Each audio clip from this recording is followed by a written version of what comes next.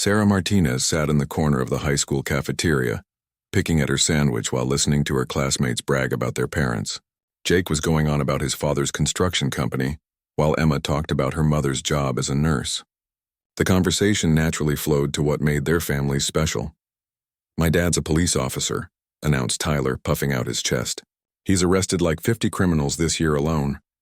"That's nothing," scoffed Madison. "My mom's a lawyer.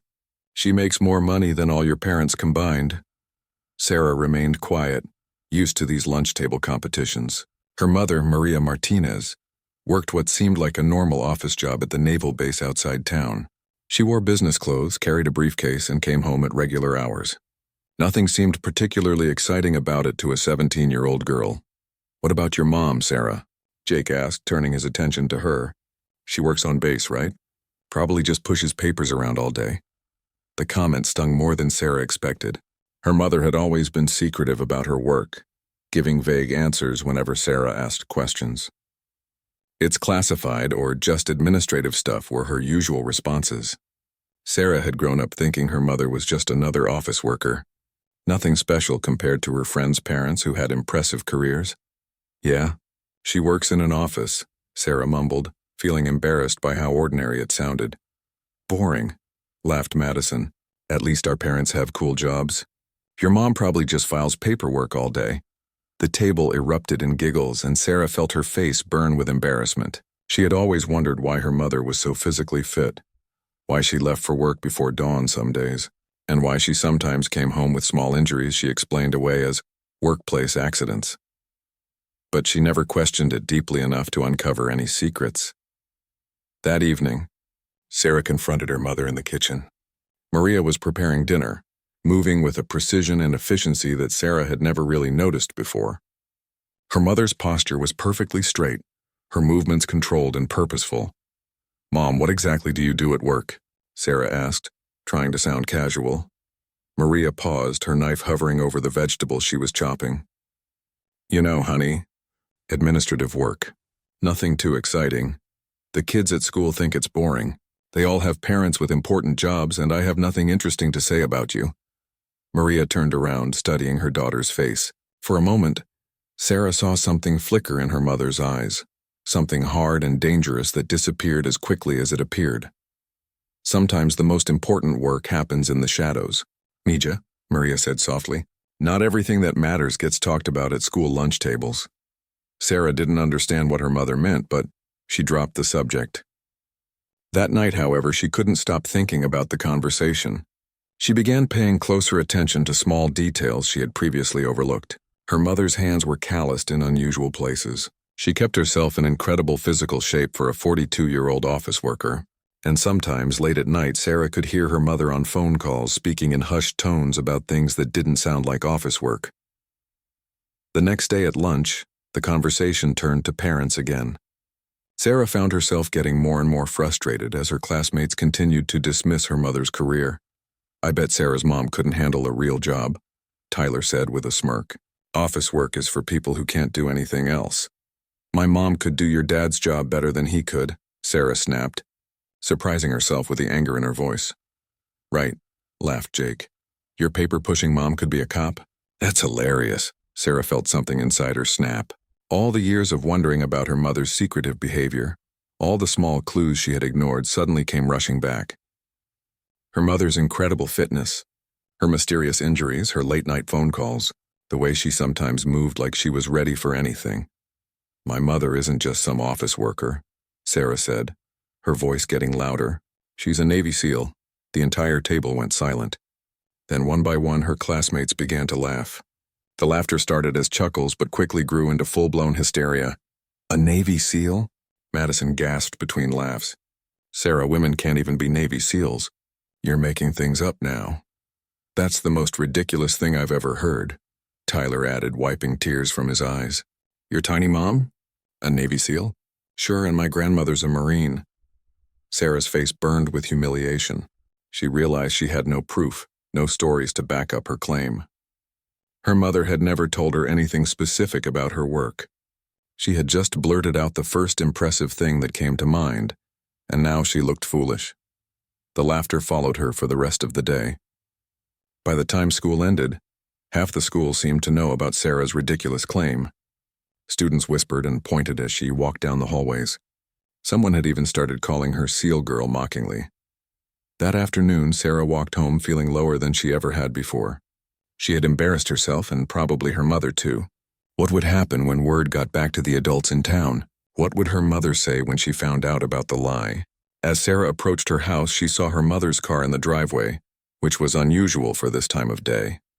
Maria typically didn't get home until after 6 o'clock. Sarah's stomach dropped, wondering if her mother had already heard about what happened at school. She opened the front door to find Maria sitting at the kitchen table, still in her work clothes with a serious expression on her face. Sarah knew immediately that her day was about to get much worse. Sarah's heart pounded as she slowly entered the kitchen where her mother sat waiting. Maria's expression was unreadable, but Sarah could sense tension in the air that made her stomach twist into knots.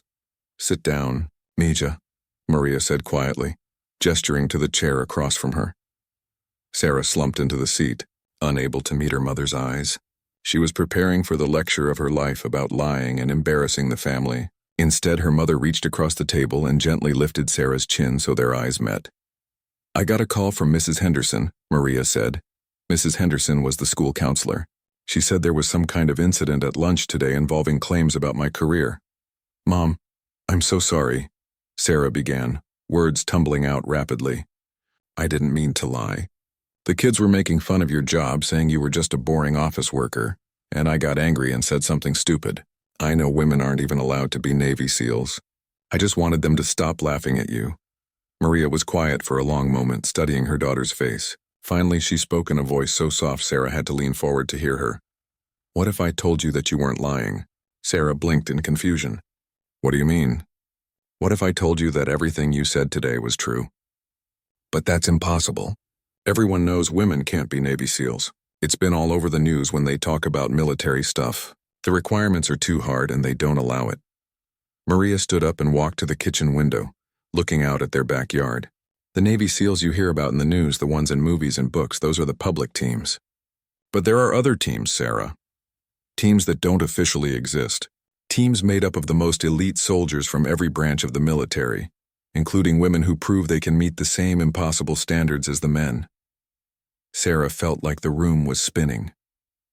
"Are you saying you're actually—" "I'm saying that for the past 15 years I've been part of a classified special operations unit that officially doesn't exist.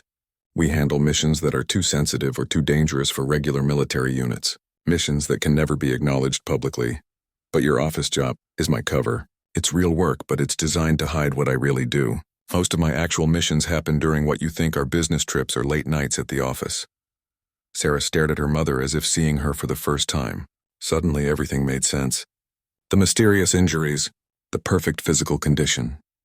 The way her mother sometimes seemed to be constantly scanning their surroundings even during family dinners. The phone calls in languages Sarah didn't recognize. "How long have you been doing this?" Sarah whispered. "I was recruited when I was 25, 2 years before you were born. I've been on more than 60 missions in 12 different countries. I've done things I can never tell you about, and I've saved lives in ways that will never make the news." "Why are you telling me this now? Isn't it supposed to be secret?" Maria turned back from the window and sat down again. "Because tomorrow your classmates and their parents are going to find out that you weren't lying. And I wanted you to hear the truth from me first." "What do you mean they're going to find out?" "Mrs. Henderson was concerned about the bullying you experienced today. She called to discuss it with me. But she also mentioned that some of the students were planning to make the harassment worse tomorrow. Tyler's father, who's a police officer, apparently said he was going to teach that girl a lesson about lying by showing up at school and publicly embarrassing you." Sarah's blood ran cold. Tyler's dad was known for being aggressive and confrontational. The idea of him humiliating her in front of the entire school was terrifying. "Your principal, Mr. Davis, decided to invite parents to come speak about their careers tomorrow as a way to clear the air," Maria continued. "Tyler's father jumped at the chance. He's planning to make an example out of you. So what happens now? Do I have to admit I was lying?" Maria's expression hardened in a way that reminded Sarah of a predator preparing to strike. "No, Mija. Tomorrow I'm going to prove that you were telling the truth. But how? I thought this was all supposed to be secret." "It is. but I have emergency authorization to reveal my identity if it's necessary to protect my family or my mission. The harassment you're facing qualifies as a threat to operational security because it's drawing unwanted attention to our family." Sarah felt a mix of excitement and terror. "What exactly is going to happen?" "Tomorrow morning I'm going to school with you. When Tyler's father starts his presentation about how lying is wrong and how he's going to prove your mother is just a secretary, I'm going to request permission to respond." And then, Maria smiled, and for the first time Sarah saw something dangerous and predatory in that smile. "Then you're going to find out what it looks like when a real Navy SEAL demonstrates their capabilities." That night Sarah couldn't sleep. She lay in bed thinking about everything her mother had told her. Her entire life had been a carefully constructed lie designed to protect both of them. The woman she thought was a boring office worker was actually one of the most elite soldiers in the world. She thought about all the times her mother had come home late, claiming she was working overtime. All the business trips that lasted weeks, all the small injuries and the vague explanations. Her mother had been risking her life for her country, while Sarah complained about having nothing interesting to say about her family. Around midnight, Sarah heard her mother on the phone in the next room, speaking in the same hushed tones she had noticed before. But now, instead of sounding like boring work calls, Sarah could hear the authority and precision in her mother's voice. She was coordinating something, giving orders to people who clearly respected and feared her. The next morning, Maria appeared at breakfast wearing a different outfit than Sarah had ever seen. Instead of her usual business attire, she wore dark tactical pants, military boots, and a fitted black shirt. Her hair was pulled back in a tight ponytail, and she moved with a confidence and purpose that seemed to fill the entire room. "Are you ready for this, Mija?" Maria asked as they prepared to leave for school. Sarah nodded, though her hands were shaking. What if people don't believe it? What if they think it's all fake? Maria picked up a phone Sarah had never seen before and sent a quick text message. "They'll believe it," she said simply. "By the time today is over, no one will ever question what your family is capable of again." As they drove to school, Sarah noticed her mother checking the mirrors more frequently than usual and taking a route they had never used before. Even the way Maria gripped the steering wheel was different, controlled and ready for anything. "Mom," Sarah said as they pulled into the school parking lot. "Are you sure about this?" Maria turned to look at her daughter, and Sarah saw 15 years of hidden strength and determination in her mother's eyes. "I've spent your entire life protecting you from this world," Maria said. "Today I'm going to show you exactly who your mother really is." The morning at Jefferson High School started normally, but Sarah could feel the tension building as word spread that the parent-career presentations were happening during lunch period.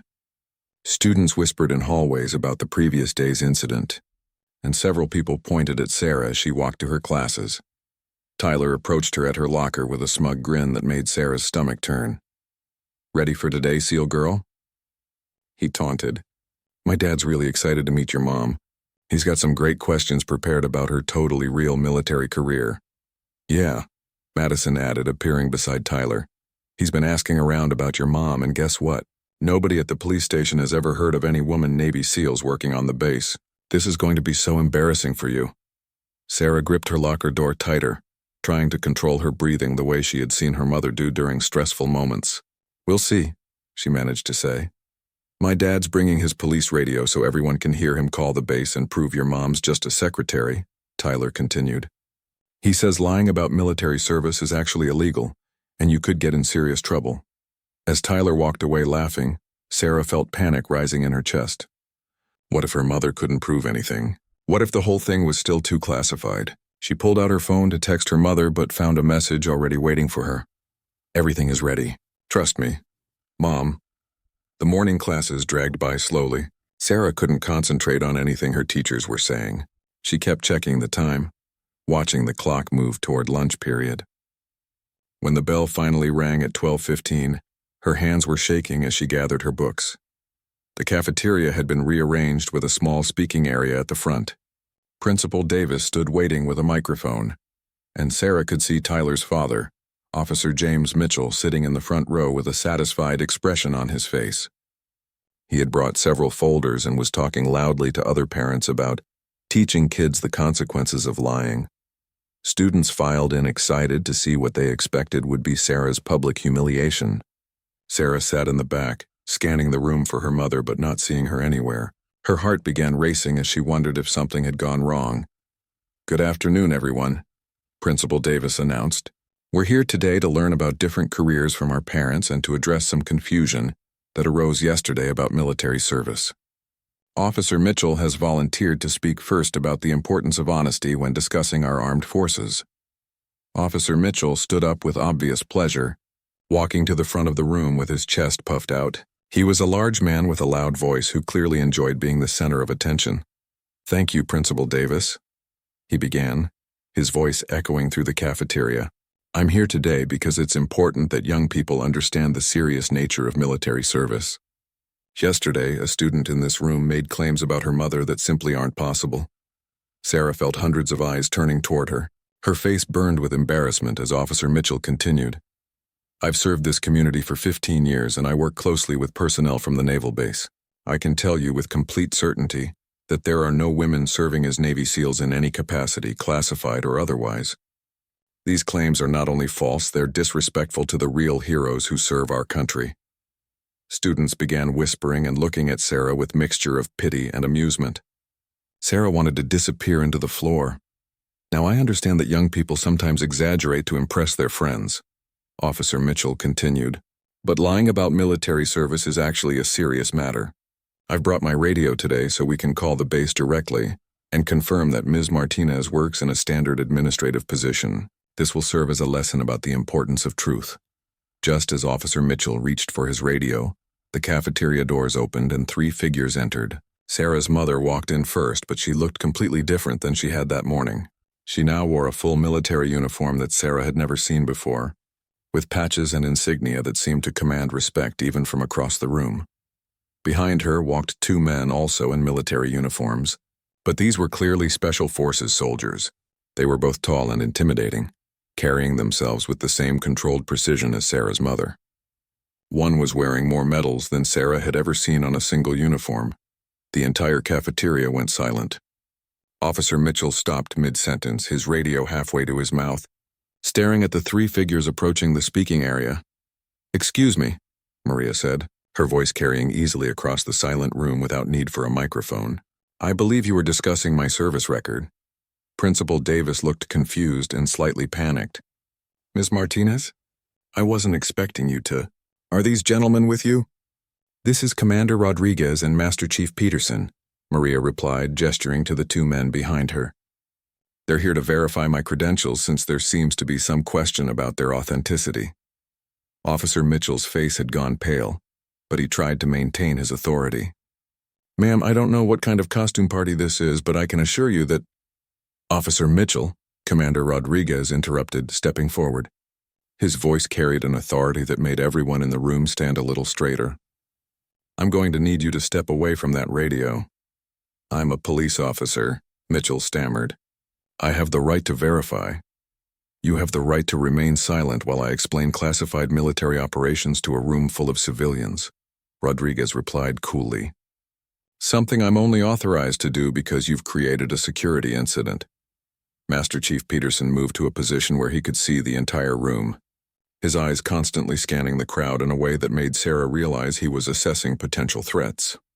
This wasn't just for show. These men were operating as if they were in a real tactical situation. "Ladies and gentlemen," Commander Rodriguez continued, addressing the entire room, "I'm here today to confirm that Maria Martinez holds a classification level higher than 90% of military personnel. Her service record includes operations that have directly saved American lives, though the details will remain classified for national security reasons." Officer Mitchell's mouth opened and closed like a fish out of water. "But women aren't allowed in Navy SEAL units. That's established military policy." "Officer Mitchell," Maria said, her voice taking on a tone that made everyone in the room pay attention. "You're absolutely correct that women aren't allowed in traditional Navy SEAL units. However, you're operating under the assumption that traditional units handle all special operations." She walked closer to him, and Sarah noticed that her mother somehow seemed taller and more commanding than she ever had before.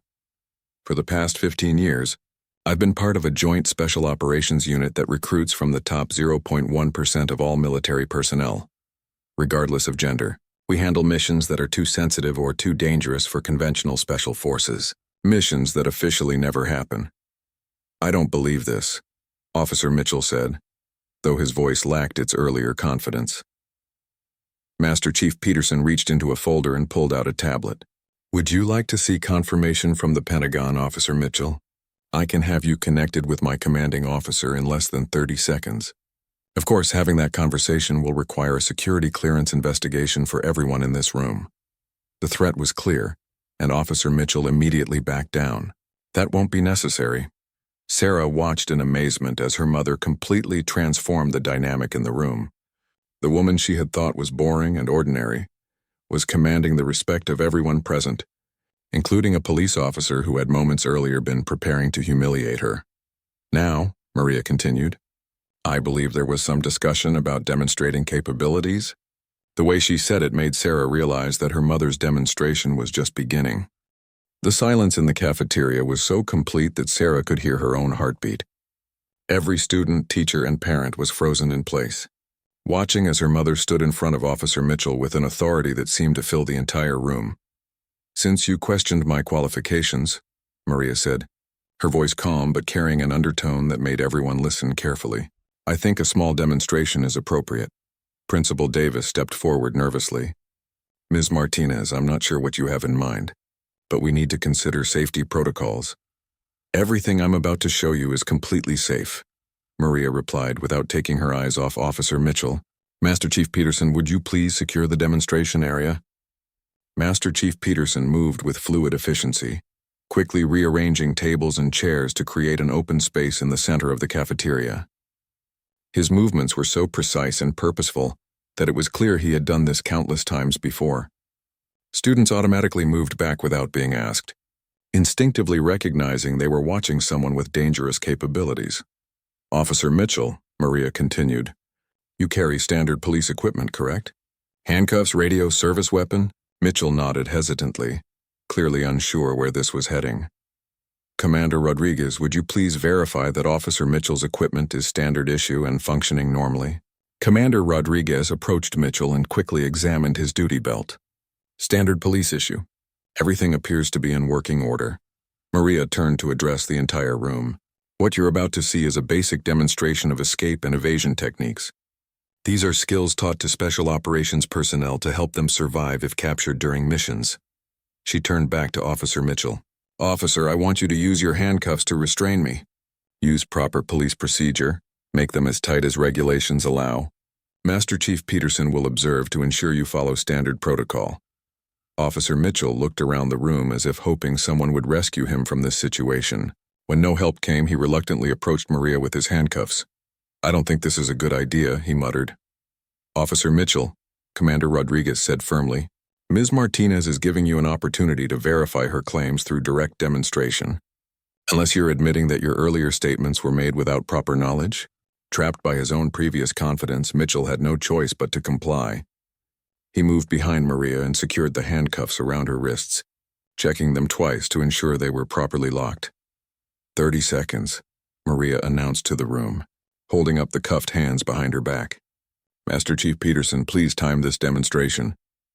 Timing started, Peterson announced, looking at his watch. For the first 10 seconds, nothing seemed to happen. Maria stood calmly while Officer Mitchell stepped back, looking confused. Then, without any visible strain or dramatic movement, Maria brought her hands around to the front of her body. The handcuffs were still locked, but somehow they were no longer restraining her. Gasps echoed through the cafeteria as students stood up to get a better view. 15 seconds, Peterson announced. Maria continued to manipulate the handcuffs with movements so quick and precise that most people couldn't follow what she was doing. Her fingers worked with mechanical efficiency, and suddenly one of the cuffs opened with a soft click. 25 seconds, Peterson called out. Maria held up the opened handcuffs and tossed them back to Officer Mitchell, who caught them with a shocked expression. 28 seconds, Peterson announced. Well within operational standards.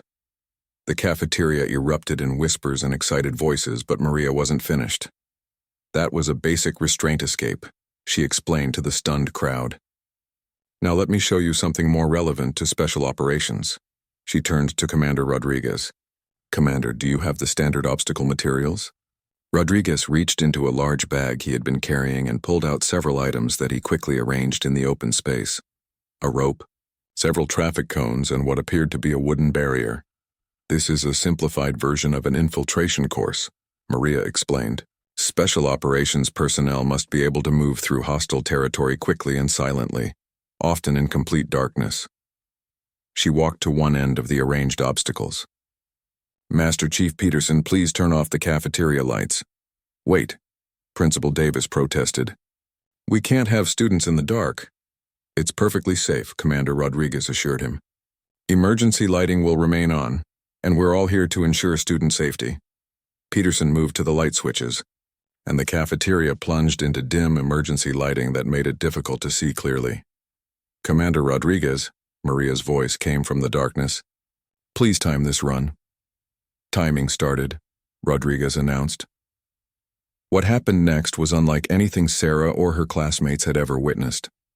In the dim lighting, they could barely make out Maria's form as she moved through the obstacle course, but they could hear the whisper of her movement through the air. She seemed to flow like water around the barriers, over the rope, and between the cones without making a sound. Students held their breath, straining to see and hear what was happening. Just as their eyes began to adjust to the darkness, the lights came back on, revealing Maria standing at the far end of the course, not even breathing heavily. 12 seconds, Rodriguez announced. Exceptional time even for special operations standards. But the most impressive part wasn't the speed or the silence. It was the fact that during her run through the course, Maria had somehow collected small items that Peterson and Rodriguez had secretly placed around the obstacles. Items that no one else had even noticed were there. She held up a pen from Principal Davis's pocket, Officer Mitchell's radio, which he was just now realizing was missing from his belt, and Madison's phone, which had been on her table 20 feet away from the course. "Basic reconnaissance and acquisition," Maria explained as she returned the items to their shocked owners. "Special operations often requires gathering intelligence while remaining undetected." Officer Mitchell stared at his radio, as if he couldn't believe it had been taken from him without his knowledge. "How did you—" 15 years of training and real-world application," Maria replied simply. Sarah watched her mother with a mixture of awe and pride she had never experienced before. The woman who had seemed so ordinary, so boring compared to her classmates' parents, was demonstrating capabilities that seemed almost superhuman. But Maria wasn't done yet. She turned to address Tyler specifically, her voice taking on a tone that made the teenager take an involuntary step backward. "Tyler," she said, "you seem to have been particularly vocal about your doubts regarding my service. Would you like a personal demonstration of why special operations personnel are trained differently than regular military?" Tyler's face went white as every eye in the cafeteria turned toward him. Sarah could see that her mother's question wasn't really a request. It was a challenge that Tyler couldn't back down from without losing face completely. What kind of demonstration?" Tyler stammered. Maria smiled, and Sarah recognized the same predatory expression she had seen the night before. "Something that will help you understand why people like me exist," Maria replied. "And why questioning our capabilities might not be the wisest choice you could make." Tyler stood frozen as every person in the cafeteria watched him, waiting to see how he would respond to Sarah's mother's challenge. The teenager who had been so confident and mocking just minutes earlier now looked like he wanted to disappear. I don't know what you mean," Tyler stuttered, his voice barely above a whisper. Maria approached him slowly, her movements controlled and deliberate. Sarah noticed that her mother's entire presence seemed to have changed. She was no longer just demonstrating skills. She was asserting dominance in a way that made everyone in the room understand they were dealing with someone truly dangerous. "Tyler," Maria said, stopping just close enough to make him uncomfortable, but not close enough to seem threatening. "You've spent the last 2 days telling my daughter that her family wasn't worth respecting. You organized other students to mock her. You convinced your father to come here today to humiliate her publicly." Tyler's face went red, and he looked toward his father for support. But Officer Mitchell was still staring at his radio in shock and couldn't meet his son's eyes. "Now," Maria continued, "I want you to understand something very important. My daughter is the most precious thing in my world. I have spent 15 years developing skills specifically designed to neutralize threats to the people I protect. Do you understand what I'm telling you? The threat was subtle but unmistakable. Tyler nodded quickly, sweat beginning to form on his forehead despite the cool cafeteria air. Good. Now, I'm going to show you why special operations personnel receive different training than regular military, and why questioning our capabilities without proper knowledge is unwise. She turned to Master Chief Peterson. Master Chief, do you have the tactical awareness demonstration materials? Peterson reached into his bag and pulled out several small devices that looked like timers or counters. Ready, ma'am. These devices are motion sensors, Maria explained to the room. Master Chief Peterson is going to place them around Tyler in a circle about 10 feet in diameter. Tyler's job is simple. Just stand in the center and try to detect when I enter the circle. That doesn't sound hard, Tyler said, trying to regain some confidence. It wouldn't be, Maria replied with a smile that didn't reach her eyes, if you were dealing with a regular person. Peterson quickly arranged the sensors in a perfect circle around Tyler, each device emitting a small red light to show it was active. The setup looked innocent enough, but Sarah could see the concentration on her mother's face and knew something impressive was about to happen. Tyler, close your eyes and count to 30, Maria instructed. When you open them, I'll be somewhere in this cafeteria. Your job is to track my movement and tell me when I enter the circle. The sensors will beep if anything larger than a mouse crosses the perimeter. Tyler closed his eyes and began counting loudly. 1, 2, 3. While he counted, Maria moved to the far corner of the cafeteria, at least 50 feet from the circle of sensors. She stood perfectly still, and Sarah noticed that even her breathing seemed controlled to an extraordinary degree. 30, Tyler announced, opening his eyes and immediately looking around for Sarah's mother. He spotted her easily in the corner and pointed. There, you're way over there. Correct, Maria replied. Now watch carefully. I'm going to approach your position, and you're going to try to track my movement. If you can successfully detect when I enter the sensor perimeter, I'll admit that my training isn't as advanced as I've claimed. Tyler grinned, thinking this would be easy. Okay, I'm watching. What happened next demonstrated the difference between ordinary people and elite special operations personnel. Maria began moving toward Tyler's position, but instead of walking normally, she employed techniques that Tyler and most of the watching students couldn't even comprehend. She moved in a pattern that used tables, chairs, and other students as visual obstacles, never allowing Tyler to keep her in sight for more than a few seconds at a time. When she had to cross open spaces, she moved so low and so quietly that she seemed to flow across the floor like a shadow. She's behind the lunch line, Tyler called out, pointing confidently. But when everyone looked, Maria was no longer there. She had somehow moved to a completely different position without anyone seeing the transition. No, wait, she's by the windows, Tyler corrected, spinning around. Again, by the time he pointed, Maria had disappeared from that location too. Sarah watched in amazement as her mother demonstrated movement techniques that seemed impossible. She was using blind spots in human vision, moving during moments when Tyler blinked or turned his head, and employing angles of approach that kept her nearly invisible, even to the 100 other people watching. This is impossible, Tyler said, his voice rising with frustration. She keeps disappearing. Keep watching, Commander Rodriguez advised. Special operations personnel trained for years to move undetected through hostile territory. This is a basic stalking exercise. Tyler spun in circles trying to track Maria's position, but she continued to move closer without triggering any of the sensors or staying visible long enough for him to accurately point her out.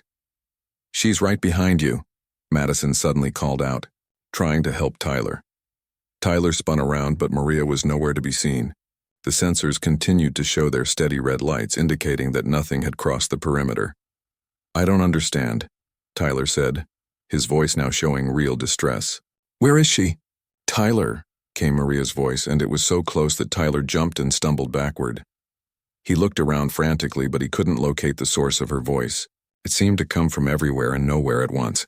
Tyler, the voice came again, from a completely different direction. Sarah realized her mother was demonstrating voice projection techniques, making it impossible for Tyler to pinpoint her location even when she spoke. I want to stop, Tyler said, his voice cracking with panic. This isn't fair. Life isn't fair. Maria's voice replied, though she still wasn't visible. When special operations personnel are deployed, they face enemies who want to kill them. Those enemies don't fight fair. That's why we train to standards that regular people consider impossible. The sensors suddenly began beeping rapidly. Tyler spun toward the sound, expecting to finally spot Maria crossing the perimeter. Instead, he found himself face to face with her, standing less than 3 feet away from him inside the circle. Tyler stumbled backward with a cry of shock, tripping over his own feet and falling to the floor. Maria had somehow entered the circle, approached to within arm's reach, and positioned herself directly in front of him without him detecting any movement at all. The entire cafeteria was dead silent. Even the adults looked shaken by what they had just witnessed. "How?" Tyler whispered from the floor. The sensors never stopped beeping. "How did you get past them?" Maria reached down and helped Tyler to his feet, her demeanor shifting back to something more gentle now that her point had been made. "The sensors detected my approach," she explained, "but by the time they started beeping, I was already inside the perimeter. The training teaches you to move faster than your enemy's detection systems can effectively track." She turned to address the entire room. "This is why special operations personnel exist. We train to do things that seem impossible because the missions we're assigned require capabilities that go beyond normal human limitations." Officer Mitchell finally found his voice. "Ma'am, I owe you and your daughter an apology. I had no idea." "Officer Mitchell," Maria interrupted, "you were protecting what you thought was the integrity of military service. That's admirable. But next time, you might want to verify your facts before making accusations." Sarah felt a surge of pride watching her mother handle the situation with such professionalism and grace. Even after demonstrating capabilities that bordered on superhuman, Maria was treating everyone with respect while making it clear that challenging her family was not advisable. But Sarah could tell from the look in her mother's eyes that the demonstration wasn't over yet. There was still one more lesson to be taught. The cafeteria remained silent as Maria looked around the room, making eye contact with each person who had doubted her daughter's claims. Tyler sat in a chair that Master Chief Peterson had provided, still looking shaken from his encounter with capabilities he couldn't understand. "I want to leave everyone with one final lesson," Maria announced, her voice carrying the authority of someone accustomed to command. "This demonstration wasn't about showing off or intimidating anyone. It was about understanding the difference between what we think we know and what we actually know." She walked to where Sarah sat, placing a gentle hand on her daughter's shoulder. Sarah felt a warmth and pride she had never experienced before. "My daughter has lived her entire life thinking I was ordinary," Maria continued. "She apologized to me yesterday for lying about my career because she believed, like all of you, that she understood the limits of what was possible." Principal Davis stepped forward, clearly still processing everything he had witnessed. "Ms. Martinez, I think I speak for everyone when I say we had no idea that people with your capabilities were living normal lives in our community." "That's exactly the point, Principal Davis. The most effective security comes from being invisible. My job has been to protect this country while living as normal a life as possible with my daughter. That meant she couldn't know the truth about what I do. And it meant that to everyone else I had to appear completely ordinary." Commander Rodriguez spoke up from where he had been observing. "What Ms. Martinez isn't telling you is that her record of service places her among the top 1% of all special operations personnel in the world. The missions she's completed have prevented terrorist attacks, rescued hostages, and gathered intelligence that has saved thousands of lives." Sarah stared at her mother with new eyes. The woman who had driven her to school every morning, helped with homework every night, and worried about normal parent things like grades and curfews, was also someone who regularly risked her life to protect strangers around the world. "But why reveal it now?" asked Mrs. Henderson, who had been watching everything with fascination. "Wasn't maintaining your cover more important than defending against some school bullying?" Maria's expression hardened slightly, because the bullying had escalated beyond simple teasing. "When adults began planning to publicly humiliate my daughter, and when that humiliation was based on attacking military service itself, it became a threat that required response." She looked directly at Officer Mitchell. "Officer Mitchell, your intentions were good, but your methods created a security risk. By planning to expose my supposed lies about military service, you were drawing attention to my family in ways that could have compromised ongoing operations." Officer Mitchell, looked genuinely remorseful. "Ma'am, I had no way of knowing that. Of course you didn't. That's why cover identities work. But it's also why jumping to conclusions about what you think you know can be dangerous." Tyler finally found his voice. "Mrs. Martinez, I'm really sorry. We didn't think—" "Tyler," Maria said, her tone becoming more maternal, "you're 17 years old. Making mistakes and learning from them is what being 17 is about. But I want you to understand something important about respect." She pulled out a chair and sat down so she was at eye level with him. "Respect isn't something you give to people because they can demonstrate superior physical capabilities. Respect is something you give to people because they deserve dignity as human beings. My daughter deserved respect regardless of whether I was a Navy SEAL or a secretary." Sarah felt tears beginning to form in her eyes as she listened to her mother speak.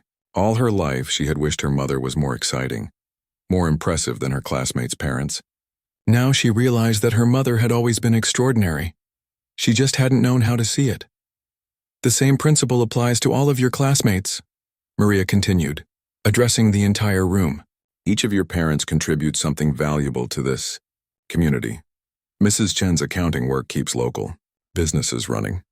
Mr. Williams, plumbing repairs keep your homes functional. Mrs. Patterson's teaching shapes young minds every day. None of these contributions are less important than what I do. They're just different."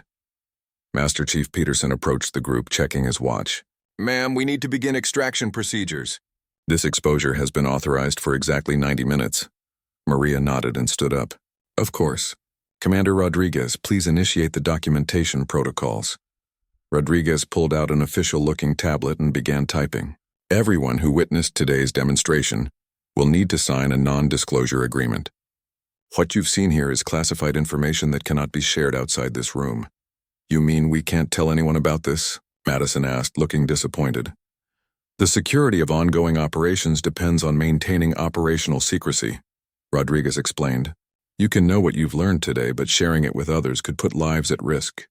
Sarah realized that even this moment of vindication came with a price. She could know the truth about her mother, but she still couldn't share it with anyone else. Her mother's extraordinary life would continue to be a secret. "However," Maria said, looking at her daughter with a smile, "there's no restriction on how this knowledge affects your own confidence and self-respect." As the adults began handling the paperwork and security procedures, students approached Sarah to apologize and express amazement at what they had witnessed. But Sarah found herself focused on her mother, watching as she transitioned back into the professional military mode that was clearly her true nature. "Mom," Sarah said quietly as they prepared to leave, "what happens now?